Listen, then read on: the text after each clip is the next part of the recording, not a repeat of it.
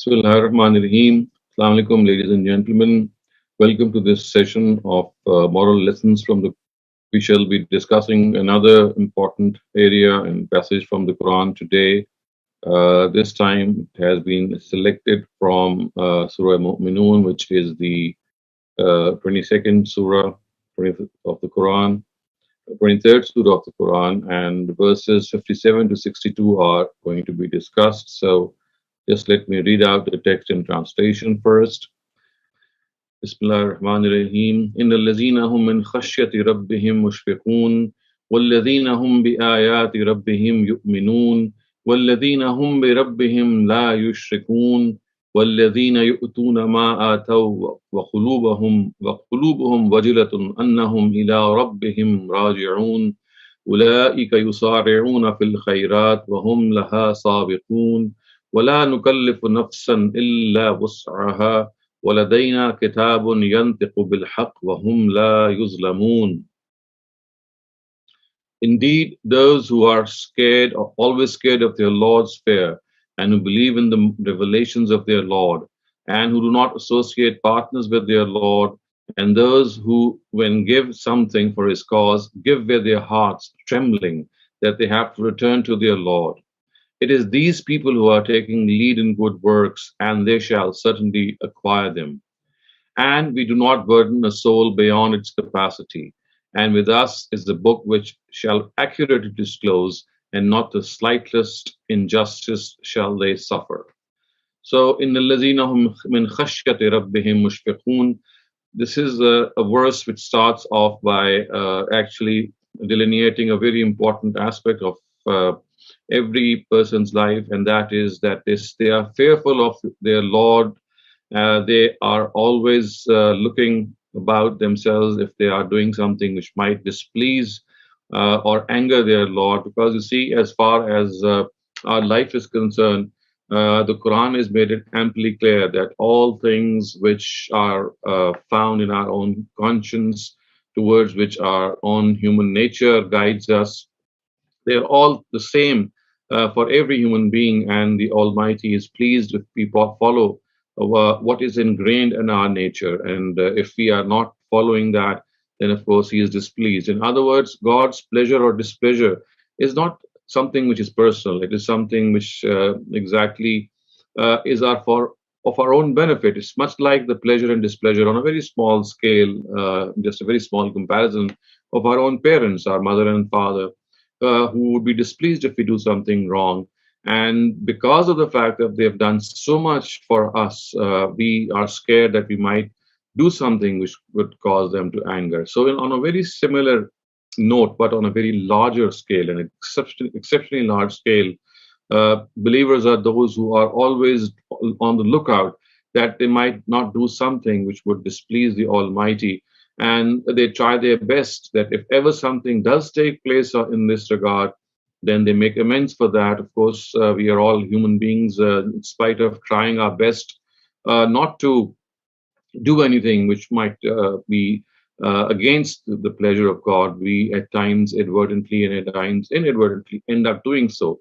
So again, we have been suggested this methodology that if ever we cross the limit, then we must apologize not only to the Almighty but also to the aggrieved party, because unless we do so, we are told that on the day of judgment, the person whom we had wronged, unless that person forgives us regarding any harm that we might have inflicted, the Almighty is not going to forgive us for that matter. So it's extremely important that we are on our own part, in our own capacity, are always on the lookout that whether something is done intentionally, deliberately, or unintentionally. In both cases, we have to apologize to the person. We have to make amends at all cost and repent before the Almighty. And the Almighty is always waiting for us to come back to Him and express our repentance. And He is one who is always wanting to forgive us. So the verse very importantly makes this point, and then it's the passage goes on to say that وَالَّذِينَ هُمْ بِآيَاتِ رَبِّهِمْ يُؤْمِنُونَ, and they are those who believe in the revelations of their Lord, And وَالَّذِينَ هُمْ بِرَبِّهِمْ لَا يُشْرِكُونَ, and they do not associate partners with their Lord.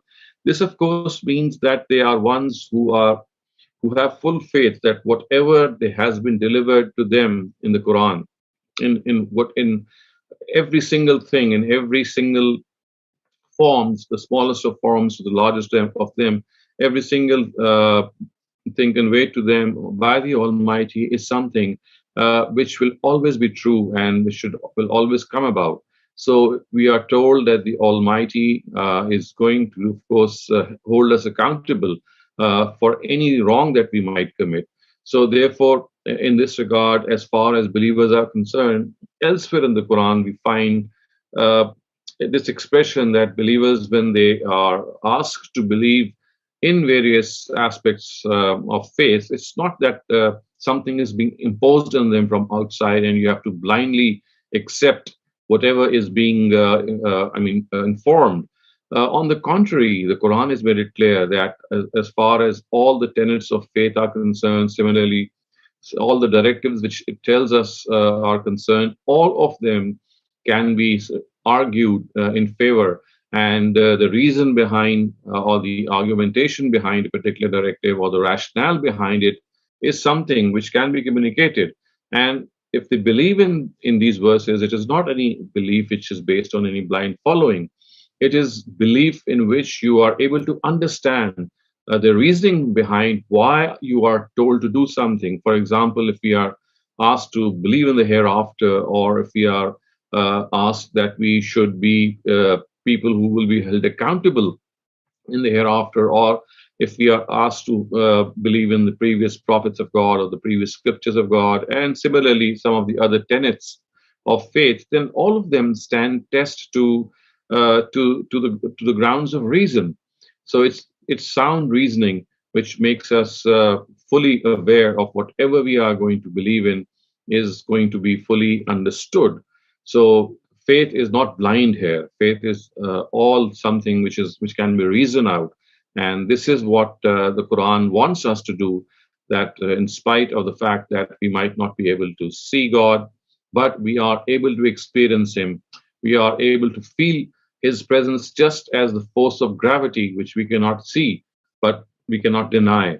So, believing in God and believing in certain realities that we cannot see is the hallmark of believers, that they don't insist on seeing these realities. They believe in them on the basis of the rationale and reasoning offered to them. So, Wallazina, the verse, of course, is it makes it clear that they are ones who believe in the verses of their Lord, and this belief is not blind. And وَالَّذِينَ هُمْ بِرَبِّهِمْ لَا يُشْرِكُونَ. So they are not ones who associate partners with God. We all know that uh, uh, two-thirds of the Quran, maybe even more, it deals with various forms of polytheism, of various forms of shirk, which was found in Arabia in those times. And the reason was that the whole Arabian Peninsula was replete with this creed. We know that the Holy Kaaba, it had 365 idols placed in them, and they had different names. The Quran thus has referred to them like Lat, Manat, Uzza. All of these three deities were worshipped, and several other deities had their own names. So, and their belief was that these deities would bring them close to God, and they thought that God is aloof; He cannot be accessed by everyone. There are intermediaries who would be able to get in touch with them. We just cannot do it directly ourselves. And they also thought that how can God keep account of so many things going on in this universe? And He must have deputed and delegated a lot of tasks to His associates and partners who would on His behalf administer this world. And as a result, they ended up worshipping these idols. Of course, they regarded God to be the supreme idol, or the supreme God, or the supreme deity. But then they would associate so many other deities with Him for this very purpose. And the reason that the Quran says that there is absolutely no forgiveness for people who end up indulging in polytheism or doing shirk is that they are actually imputing falsehood to God. They have no proof, because if God had partners, he would have told us himself. There is, in the absence of any such information from him, we just cannot, associate someone to him without he informing us. And if we do that, we are concocting something, we are imputing a lie and a falsehood to God. And that is why you would have read in the Quran that often it is called as iftara. Iftara means imputing falsehood to God, imputing lie to God. It's like slandering against God, and this is why the Quran has proscribed it in very harsh words. So, وَالَّذِينَ يُؤْتُونَ مَا آتَوْا, and that is who gives something for his cause, they give with trembling hearts, and that they have to return to their Lord. So, such are these believers that when they get a chance to spend in the for the cause of God to various other people who are in need, they do this with trembling hearts, as if they know that this is something that they should do, and they will one day go back to the Almighty, and He will hold them accountable if people in need had come to them, and instead of helping them out, in spite of being in the position to do so, if they held back, then they will be held accountable. And so, when they are given this opportunity to spend in the way of God, their hearts tremble. It's a beautiful expression referring to the fact that they are given this opportunity to spend for the cause of God. It's not that they are blessing someone. On the contrary, they themselves are being blessed with this opportunity, and their hearts tremble with this excitement and, of course, fear at the same time that they're going to meet their Lord, they're going to come back to Him, and the favors and the blessings which they had been given, that they ended up sharing those blessings with the deprived and the underprivileged, which actually is a great honor for them. So this is how they treat the luxuries of life, or the affluence and wealth which they are blessed with. And then the Quran says that وَجِلَتْ قُلُوبُهُمْ أَنَّهُمْ إِلَىٰ رَبِّهِمْ رَاجِعُونَ, that of course, when they, with these trembling hearts they give, they know have to return to the Almighty. They're not going to stay here forever, and this accountability is going to take place. أُولَٰئِكَ يُسَارِعُونَ فِي الْخَيْرَاتِ وَهُمْ لَهَا سَابِقُونَ.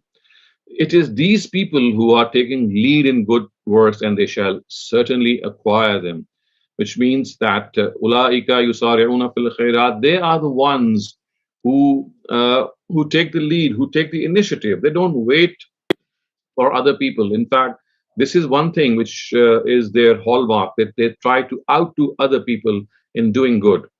So you see, outdoing other people in various areas of our life, in various spheres of our life, this comes naturally to us.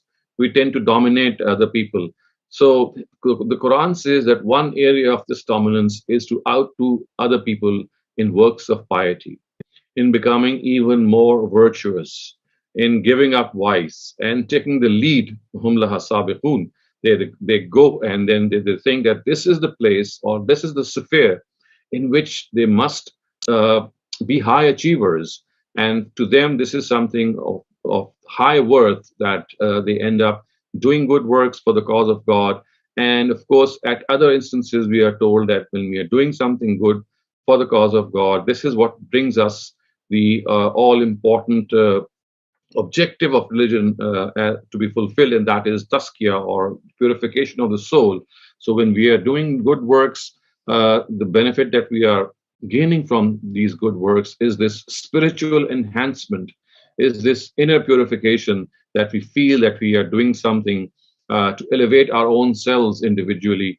And this is a feeling which is unmatched and unparalleled. And in the holy month of Ramadan, every act of piety and every act of virtue that we do, it becomes rather easy for us, because of the fact that we know that it is in this holy month the Almighty chains these devils, and they are not able to interfere in our good works. And doing righteous deeds actually becomes a habit, or a sort of habit for us, and becomes easier for us to do these things. The purpose is to gear us for the rest of the 11 months, in which this energy that we have acquired of doing good things is going to continue as much as possible until the arrival of the next year's Ramadan. So, and lastly, the Quran says, "Wala nukallifu nafsan illa wus'aha, waladayna kitabun يَنْطِقُ بِالْحَقِّ وَهُمْ لَا يُظْلَمُونَ, and we do not burden a soul beyond its capacity. So this is something which the Almighty has said repeatedly, and the reason that this has been stated in the Quran is that the previous nations, especially the Israelites, they were burdened beyond their capacity because of their rebelliousness. They were given very strict directives, and these strict directives, if you read the Torah, for example, you will find that the Quran has actually made it clear by referring to the Torah that they were given to them zalika bi baghihim, because of their rebellious nature, because of their arrogance, and because of their inviting the wrath of God. They were given certain directives which were simply beyond them to obey them. It had become very difficult for them. So the Quran has made it clear here that La nukallifu nafsan illa wus'aha, that the Almighty does not burden a soul with directives of the Sharia which are beyond him or her. It's not that a person can say that whatever we have been asked to do is beyond our capacity. No, this is not the case. Every single directive of the Sharia, we can just weigh and we can evaluate these directives. We will find that they are so close to our nature. In fact, to be honest, we enjoy doing them if we understand why we have been asked to do them, and if we also understand that the quantity and the content of the directive that we are required to follow, if we are able to know the rationale and the reason behind it, it makes that following that directive to be extremely enjoyable, and we feel as if something which was missing in our hearts, in our own soul, has been quenched, and it was a thirst that has been quenched by following such directives. The Quran then ends this passage by saying, وَلَدَيْنَا كِتَابٌ يَنْطِقُ بِالْحَقِّ وَهُمْ لَا يُظْلَمُونَ, and with us is a book which shall accurately disclose, and not the slightest injustice shall people or shall they suffer. So each and every deed that we are doing, the Quran has made it amply clear that it is being recorded. And this record is going to be presented before us. So imagine that whatever we do in seclusion or openly is being recorded continuously, and it shall be presented before us, and we would not be able to deny it. Not only we would not be able to deny it, the Quran at other places tells us that our own limbs will bear witness to it. That, yes, these are the things that you have been doing. And the Quran says that they will not suffer the slightest injustice, which means that the smallest amount of good that people might have done they will see its reward right before them. They should not think that these small things go unnoticed. A very small act of kindness, which we might even think might go unnoticed in the eyes of people, shall not go unnoticed in the eyes of God. It shall be there in the form of reward. So I'll end this passage, my discussion on this passage here, and with this prayer that the Almighty makes us reap the blessings of Ramadan. We are entering the last 10 days of Ramadan, and let us savor these last 10 days as much as we can, cherish them and relish them, and make the best use out of them by connecting to God, by connecting to the Quran as much as possible. So I am now available for your questions. Thank you, Dr. Shehzad. I have two written questions from yesterday's program. The first written question is, I was listening to a lecture by traditional Maulvi on the radio. He referred to a narration in Sahih Bukhari that the one who does i'tikaf during the last 10 days in masjid will be rewarded for 2 pilgrimages and 2 umrahs. What is your opinion on the narration? Moreover, is i'tikaf a sunnah or a nafil ibadah? Itikaf, first of all, is a nafil ibadah. It's the pinnacle of Ramadan, I would say, because it is sitting in seclusion for at least for a maximum of 10 days. In fact, you can sit for even more or less than that. The Prophet would sit for itikaf, and we understand from the practice of the Prophet that itikaf was something which was in fact it was mandatory for him, because once he was not able to do itikaf, so the next year he actually did the itikaf for double the amount, for 20 days. So for him it was incumbent, it was mandatory, but for the rest of the Muslims it is a highly recommended practice. It's something that gives you the seclusion to connect to God even more. But as far as the narrative you have concerned, I haven't. I don't think that it is found in the Sahih of Bukhari. I think you need to recheck your sources, and I haven't come across this, at least in the Sahih of Imam Bukhari. So if you could send me the reference, the Arabic text, or the reference exactly where you read it, I need to check it, because as far as I'm concerned, I don't think that it is authentic. Okay, the writer of this question mentioned that they're listening to a lecture on the radio, actually. So they came across this narration during the So lecture. because they said it was narrated from the Sahih of Imam Bukhari, so that is a little surprising for me, because I haven't come across Imam Bukhari, because one gets to you gets used to the style of authors who record these narrations, and it is not how Imam Bukhari generally comes about recording these narrations. So I cannot comment unless I can see the text and see how it has been reported. Okay, thank you. The second question is in relation to yesterday's session, and the question says, when we take our education system into account here in Pakistan, people are mainly focused on getting good grades and scoring high. This is important, but that's not the aim of education. The global world is now working on emotional and social learning, but in Pakistan, the focus is still on marks.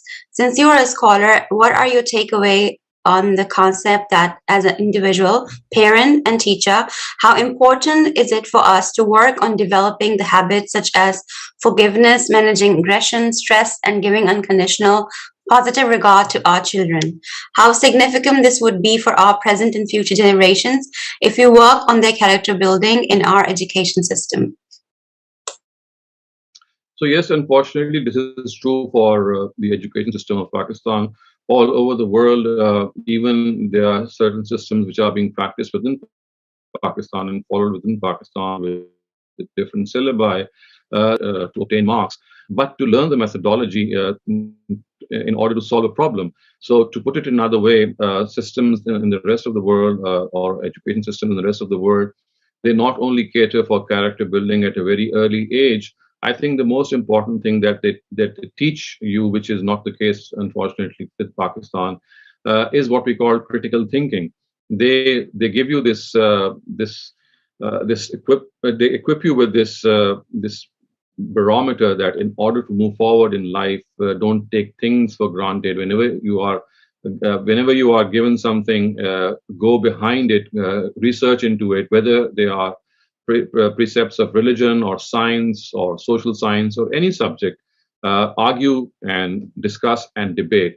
So the culture of discussion, debate, critical thinking, exchange of views, and at the same time of tolerance, in which each person can hold his view or and differ with other people. These are the hallmarks of of educational system, which is found in many parts of the world. We have things like emotional intelligence, given very high significance, in which, of course, interpersonal relationships, socializing, empathy, sympathy, consideration, compassion, other human values, which bring us into contact with humanity, all of them are stressed. So as a student of religion, all that I can wish for is that this is something that we immediately adopt as much as soon as possible, because this is only the way out, and we are actually losing our younger generations to a lot of things which they tend to do just because they think that many people are doing them.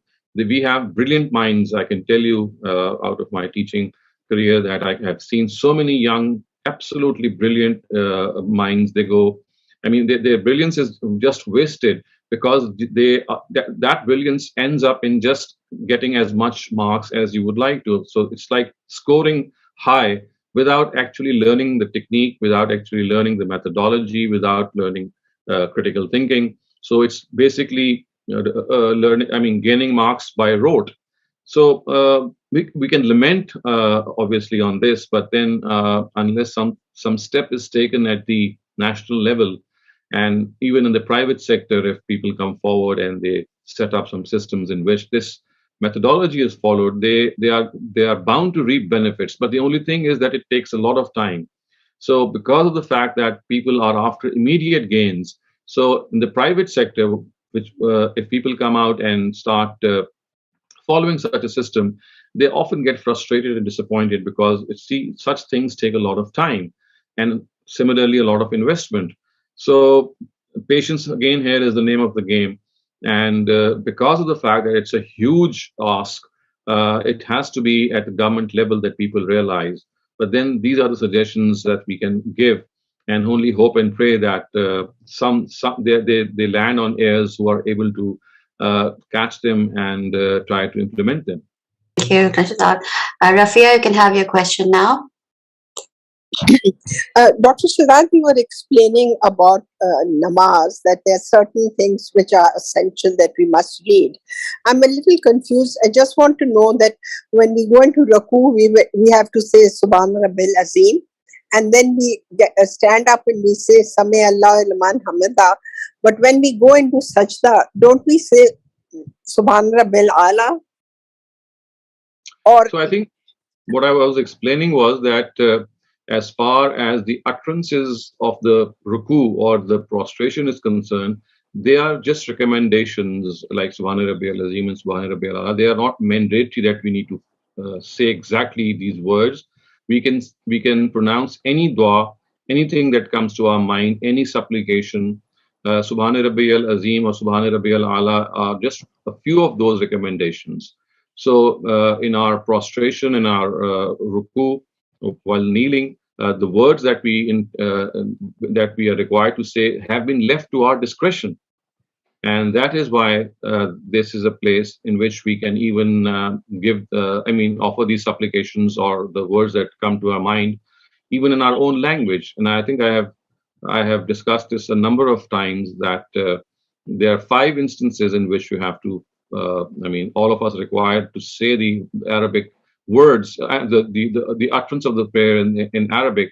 All the rest is optional, and therefore not only can it be said in our own language, but also whatever comes to our mind. And when I say this, I base my deductions on the research of my own teacher, Ustaz Javed Ahmed Ghamidi. This is basically his research that I am communicating it to you. He has written in detail on this and lectured on this as well, and shown that how the prayer itself, the namaz itself, not only the postures of them have been transmitted through perpetuation, which is tawatur, but it is these utterances that are transmitted through perpetuation or tawatur, which in fact make them mandatory to be said in Arabic. So the reasoning is something which I just explained. Otherwise, other than these 5 instances, at all other places within the prayer, it's entirely up to you to say whatever you like, whatever dua would you like to make. Shehzad, do we have to say Sami Allah Liman Hamida? Yes, that is one of the compulsory Arabic utterances. I think I've enumerated them several times, that there are 5 of them. So Allahu Akbar is one of them. Surah Fatiha is the second of them. Reading the Qur'an is the third. Sami Allahu liman hamida is the fourth, and Assalamu alaikum wa rahmatullah is the fifth. So these are the 5 utterances that have to be pronounced loudly, of course, by the Imam when he's leading the congregation, and they have to be in Arabic. And we just cannot. There's no other. We have not been given any discretion in these 5, but in the rest of the postures, we have been given discretion. Thank you so much. Thank you. Adil Qureshi, you may have your question now. Ji Salam, Doctor. Walaikum assalam. So, Doctor, in these ayats where it says, "Wala nukallifu nafsan illa wusaha," I think very similar ayats were also exist in the last 2 ayats of Surah Al-Baqarah, where Allah Almighty says, "La yukallifu Allahu nafsan illa wusaha." I was just curious as to when even here it is being said, and even in those ayats is being said the same thing. Why does then Allah Almighty encourage us to? Why did Allah Almighty encourage us to pray like asking Him, "Rabbana wala tuhammilna ma la taqata lana bi"? When He already says that I will not be asking you to do something that you can't do, why do we still have to pray that please don't put us more, not more than what we can handle? This is obviously he himself has made this commitment that he would not do that. But in that particular instance, it is often also a case of reminder in which the Almighty reminds us and tells us that, remember, this is a commitment that I have made, I'll not do that. And this is particularly the case when people of the book, they were faced with this ordeal, that they had to follow certain directives which were virtually very difficult to follow, and they were given, as I said, because of their own rebelliousness. So basically, even though God has made this commitment, whenever He says that she shall not do it, it's like reviving that commitment and reminding us. So remember that God is a living God, and if He repeats something in a different style, again, the purpose is that this is something which is going to happen. It's like a reminder to us. It's a commitment that is going to happen, and at the same time, it's like something that you ask for Him, that God do not make us liable to the same directives that you made liable to the previous nation. So this is like our request to Him, in spite of the fact that He had made this promise. This is our request to Him, because here particularly we are also referring to the fact that God, don't make us so rebellious that we become deserving of the same sort of directive. So concealed in it is also a prayer for ourselves, that make us humble at heart, and don't make us go astray, so that you have to break your promise. I mean, when the Almighty says that He will not burden a person beyond his capacity, this relates to normal circumstances. This doesn't relate to punishments. So in punishments, it's not that the Almighty does not go beyond the limits. He does. So this is one of the practices of the Almighty, that in normal circumstances, the Sharia is exactly something that we can bear. But when a person becomes rebellious, then the directives which are given to such people or such nations, as you can see in the case of the Jews, they are much beyond their capacity, and therefore very difficult to follow. So one is a normal circumstance, and the other one is in a circumstance in which a person becomes liable to these harsh directives because of one's own attitude. Thank you. Nusrat Khwaja, you can ask your question now.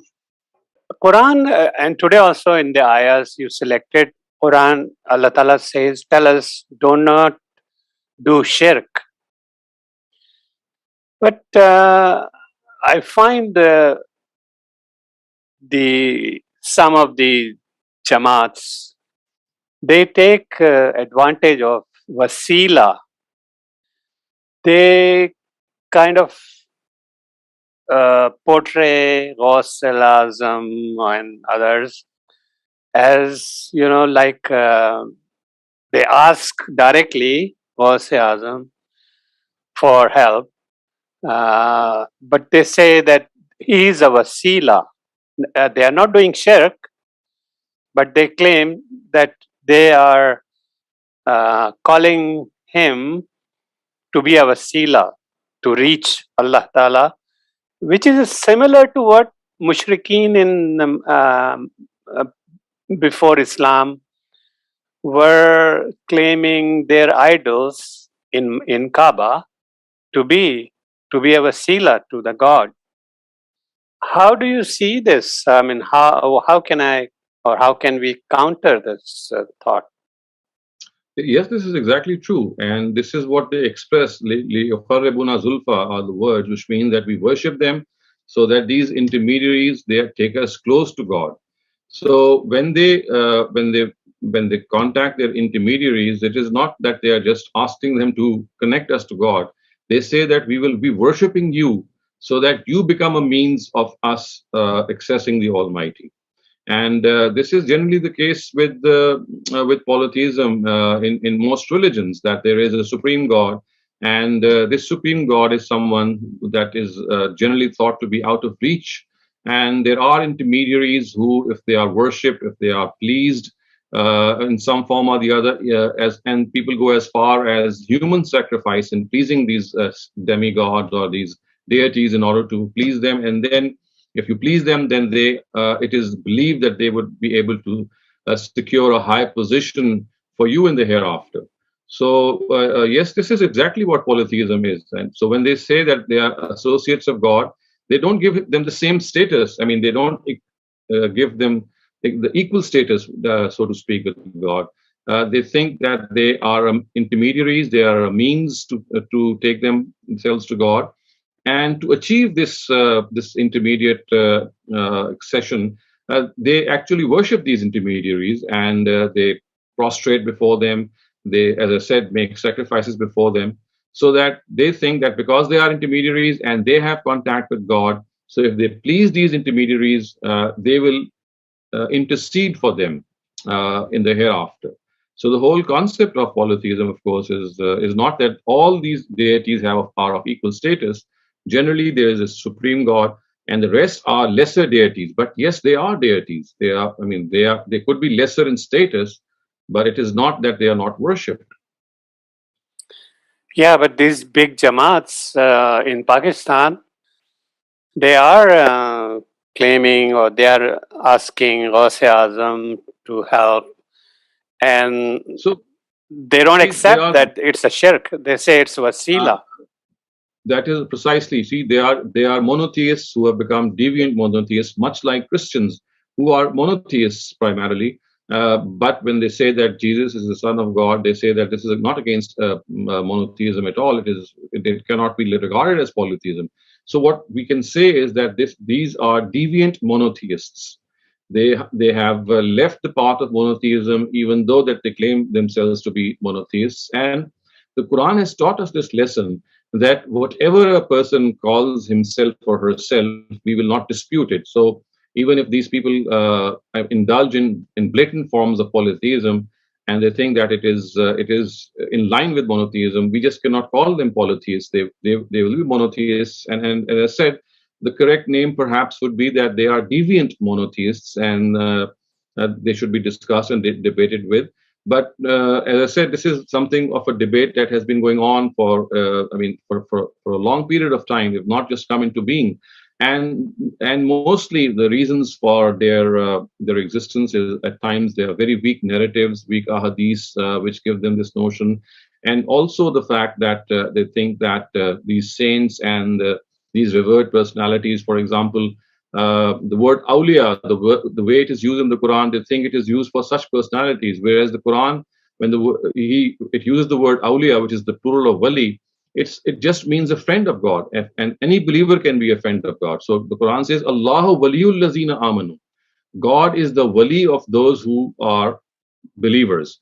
And in Arabic, wali means companion, friend, and the sort. So what happened at times is that they made certain terms outside the Quran, and then they derived this from the Quran. That look, if we are believing in these awliya or these wali, then the Quran is actually referring to these saints and these revered personalities.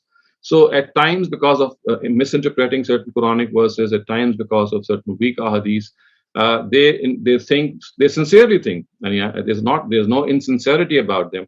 They sincerely think that they have to reach God through these revered personalities. Of course, this is something that we would criticize, but then this is how they would believe, and I would not say that they are insincere. All that I would say is that this is an erroneous belief. Thank you, Mohammed. May I ask a question now? Jazakallah, Doctor. So, my question is regarding fitra. That fitra normally, what we know is 2 kilo wheat or rice given before the Eid.